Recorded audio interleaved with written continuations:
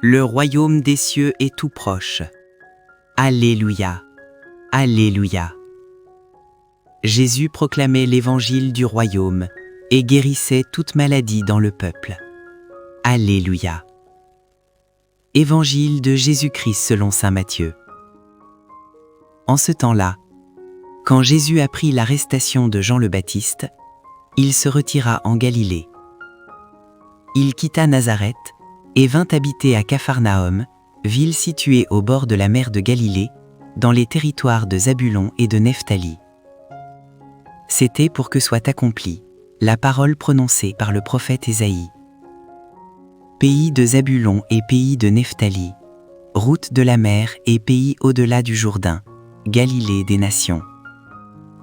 Le peuple qui habitait dans les ténèbres a vu une grande lumière. Sur ceux qui habitaient dans le pays et l'ombre de la mort, une lumière s'est levée.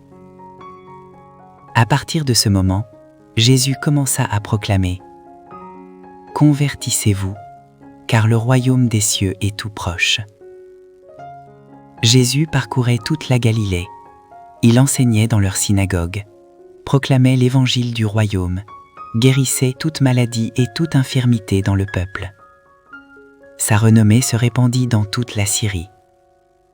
On lui amena tous ceux qui souffraient, atteints de maladies et de tourments de toutes sortes, possédés, épileptiques, paralysés, et il les guérit.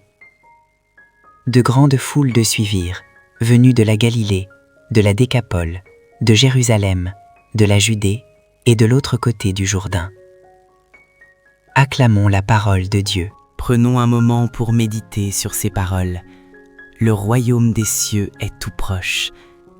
Ce n'est pas une promesse lointaine, mes amis, mais une réalité qui nous est offerte ici et maintenant. Jésus est venu habiter parmi nous, apportant la lumière dans nos ténèbres, la guérison à nos blessures. Il nous invite à nous convertir, à tourner notre cœur vers lui, à ouvrir nos vies à cette lumière transformatrice.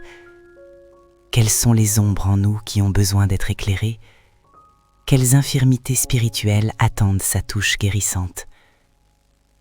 Le Christ est là, toujours prêt à nous toucher, à nous restaurer. Son règne est un règne d'amour et de paix, accessible à chacun de nous, aujourd'hui. Alors en ce jour, répondons à son appel.